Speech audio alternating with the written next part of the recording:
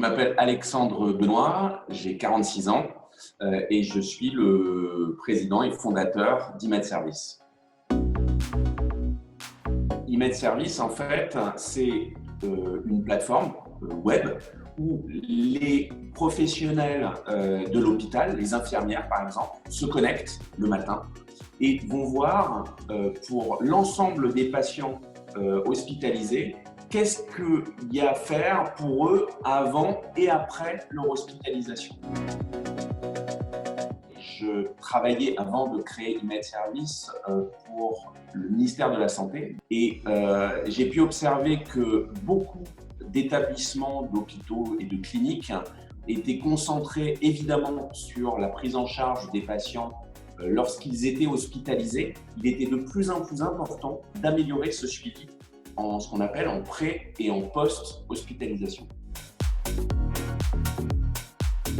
C'est d'automatiser un certain nombre d'actes qui étaient à faible valeur ajoutée, donc de gagner du temps pour les professionnels pour mieux suivre les patients à domicile. Le deuxième bénéfice, c'est de tracer l'ensemble du suivi pour mieux justement être plus efficace sur la connaissance du patient dans son parcours. Tout ça se fait au bénéfice du patient, puisque évidemment, c'est de lui donner plus de visibilité sur son parcours de soins, le rassurer sans déshumaniser, c'est-à-dire lui envoyer des SMS ou lui envoyer des emails ou lui mettre à disposition des questionnaires, mais sans qu'il ait à télécharger.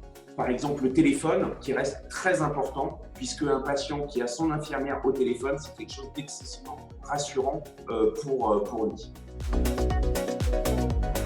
Je pense véritablement que l'E-Med, que la plateforme peut apporter une aide très concrète aux établissements. Aujourd'hui, il y a une problématique dans beaucoup d'hôpitaux, de cliniques, c'est toutes les annulations d'opérations qui ne sont pas urgentes. Garder de la place aux patients à traiter sur le Covid-19. Et donc, il faut informer tous les patients non urgents de ne pas venir, de ne pas se déplacer. La deuxième chose, c'est de pouvoir également, à travers la plateforme, envoyer aux patients fragiles qui sont déjà identifiés par l'établissement, les insuffisants cardiaques par exemple, de leur envoyer tout ce qui est consigne.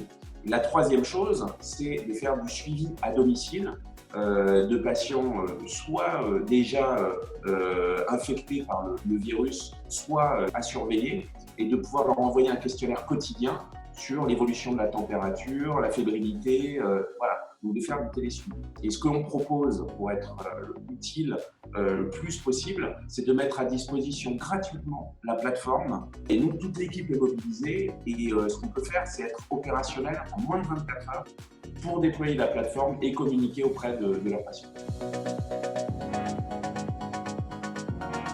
Il y a deux choses qui sont très importantes pour nous. La première, c'est toute la partie d'analyse autour du suivi du patient. En gros, le patient reste de moins en moins longtemps à l'hôpital. Il y a d'ailleurs un objectif de 70% d'hospitalisation en ambulatoire fixé par le gouvernement français. Donc le patient reste moins longtemps. Et comme il reste moins longtemps, il faut le suivre de mieux en mieux à domicile. Or, il y a peu d'études sur le comportement du patient à domicile. Et donc, on est en train de lancer une grande étude sur les comportements des patients lors de leur retour à domicile. On a noué pour ça un partenariat avec Microsoft pour travailler avec leurs outils. La deuxième chose, c'est le déploiement à l'international. Moi, je suis passionné par la e-santé.